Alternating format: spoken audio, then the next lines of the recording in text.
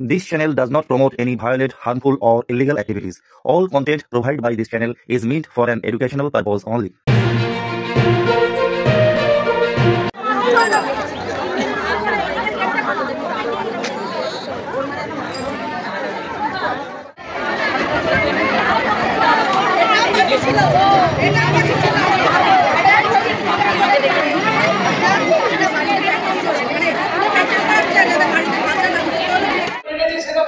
দর্শক, এসএসসির রায় ঘোষণার পর আজকে আমি এসেছি সাকরাইল গার্লস হাই স্কুলে এবং সেখানে এই যে এসএসসির রায় ঘোষণার পর যে 4জন শিক্ষিকা এখানে আসেননি, অনুপস্থিত আছেন, তাদের এগেনস্টে যেটা এসছে এবং একজন গ্রুপ ডি এর একজন আসেনি, মোট 4জন অনুপস্থিত আছেন আর গ্রুপ ডি এর একজন। আপনারা ভিডিওর টোটাল বক্তব্যটা প্রধান শিক্ষিকা যিনি আছেন ওনার মুখে আপনারা টোটাল বক্তব্যটা শুনে দেখতে থাকুন আমার চ্যানেল একটু খবর, সঙ্গে আমি অবশ্যই। ম্যাডাম, যে মুখ্যমন্ত্রী গতকাল তিনি বক্তব্য দিয়েছিলেন যে আসতে পারে তার সার্ভিস দেওয়ার জন্য, ছাত্রছাত্রীদের দিকে তাকিয়ে আপনার স্কুলে কতজন এরকম শিক্ষক আছে বা কতজন? আমাদের দিদিমণি আছেন 4জন দিদিমণি। তো কালকে মুখ্যমন্ত্রী এই কথা জানানোর পরেও আমার স্কুলে এখনো ওনাদের সাথে, ওই দিদিমণিদের সাথে যোগাযোগ হয়নি। মানে আজকে অন্তত আসেননি ওনারা। এরপরে পরবর্তীকালে ওনারা কি সিদ্ধান্ত নেবেন বা কি করবেন, আমাদের সাথে যোগাযোগ করলে নিশ্চয়ই ওনারা আসবেন। তারপরে 4জনই শিক্ষিকা? 4জনই শিক্ষিকা, আমাদের গার্লস স্কুল 4জনই শিক্ষিকা। কোন কোন সাবজেক্ট? আমাদের বাংলার একজন দিদিমণি আছেন, আর ভৌত বিজ্ঞানের একজন আছেন, আর জীবন বিজ্ঞান বিষয়ে 2জন দিদিমণি আছেন। এই 4জন যিনি শিক্ষিকা আছেন, গ্রুপ ডি এর কি কেউ আছেন? হ্যাঁ, আরেকজন গ্রুপ ডি আছেন। স্কুলে মোট 5জন। মোট 5জন। তারা কি অনেক দূর থেকে কিছু আসেন? হ্যাঁ হ্যাঁ হ্যাঁ, গ্রুপ ডি তে উনি অনেকটাই দূর থেকে আসেন। আর দিদিমণিদের মধ্যে 2জন দিদিমণি একটু কাছাকাছি থাকে, বাকি 2জন দিদিমণি একটু দূরে দূরে। হঠাৎ যেভাবে কোর্টের রায়, সেটা কি স্কুলের কতটা নাড়িয়ে দিলে? স্কুলকে ভীষণভাবে, মানে আমরা সত্যি নাড়িয়ে দেওয়া যাকে বলে, কিছুটা মানে সেই মুহূর্তে তো হঠাৎ রায়টা আসার পরে বিপর্যস্ত। মানে যেরকম উচ্চ মাধ্যমিক পরীক্ষার পরে আমাদের প্রথম যে এটা পরীক্ষা শুরু হয়েছে, স্কুলের যে 5 থেকে যে পরীক্ষাটা 10 অবধি শুরু হয়েছে, স্বাভাবিকভাবেই সব দিদিমণিদের নির্দিষ্ট রুটিন করা আছে, সব কিছু তারা সবাই নিজস্ব স্টিপুলেটেড কাজে সবাই ছিলেন।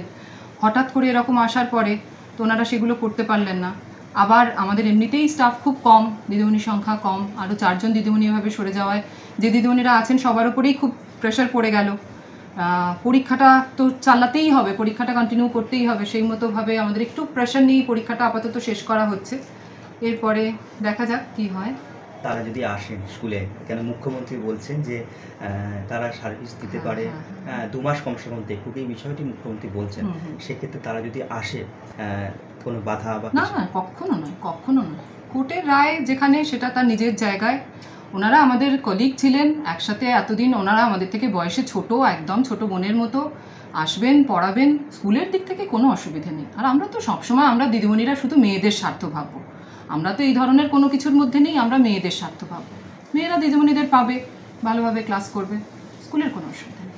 আজ এখনো পর্যন্ত যখন রায় ঘোষণা হলো, তারপর থেকে কি তার এই 4জন কি আসছিলেন? না, তারপর থেকে ওনারা আসছেন না। আসলে মানসিকভাবে ভেঙে গেছেন, কান্নাকাটি করেছেন, সেদিন প্রচণ্ড ভেঙে পড়েছেন, সব রকমই অসুবিধার মধ্যে রয়েছেন। দেখুন, যোগ্য অযোগ্য তো আমরা কেউই জানি না, সেটা কোর্টের বিচারাধীন, যেখানে বিচার হচ্ছে, যা হচ্ছে, সেখানে আমরা কেউই কথা বলতে পারি না। কিন্তু হ্যাঁ, আমাদের সঙ্গে এতদিন ছিলেন, মেয়েদের সঙ্গেও সবাই জড়িয়ে আছেন। একটা খারাপ লাগা, পাশের জন হঠাৎ এতদিন ছিলেন, হঠাৎ পাশের চেয়ারটা খালি হয়ে গেছে, এই যে ব্যাপারটা, এটা বড্ড খারাপ লাগে। সবাই একসাথে টিফিন ভাগ করে খাওয়া, সেটা একটা খারাপ লাগা। মেয়েরা ক্লাসে দিদিমণিদের পাচ্ছে না, সেটা আর একটা খারাপ লাগা। এই জিনিসগুলো এটা আছে। আপনার নাম? মহুয়া ভট্টাচার্য। স্কুলের নাম? Sankrail girls high school. প্রধান শিক্ষিকা? আমি টিআইসি, আমাদের স্কুলে আমি টিআইসি। আমি হলাম অভিভাবক প্রতিনিধি। যে রায় হলো, রায়ের পরে কটা শিক্ষিকা বা আজকে কতজন এখানে আসছেন না জানেন? ওই তো 4জন শিক্ষিকা আসছেন না, আর একজন যিনি এতে দায়িত্বে আছেন লাইব্রেরিতে, উনি আসছেন না। হ্যাঁ, গ্রুপ ডি তে আসছেন না উনি।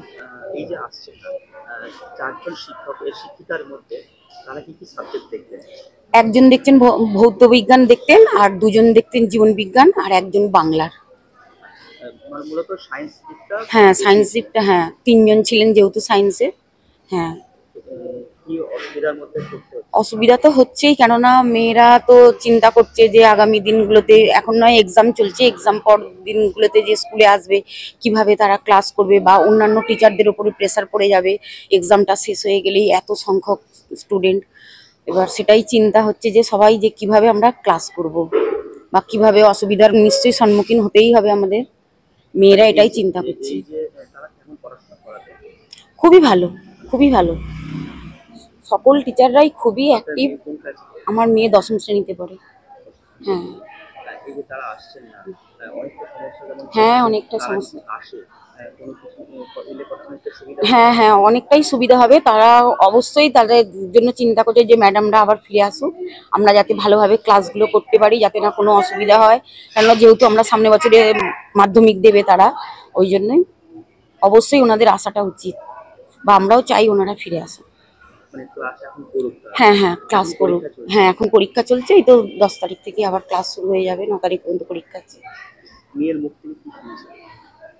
মেয়ের মুখ থেকে শুনতে বলছে, মা ভালো লাগছে না এই ডিসিশনটা, এই সিদ্ধান্তটা আমরা মেনে নিতে পারছি না, কেননা আমাদের যেহেতু 4 জন টিচার অ্যাবসেন্স, আমরা এটা মেনে নিতে পারছি না, কারণ আমাদের অনেকটাই অসুবিধা হবে, এটাই আমরা ভাবছি।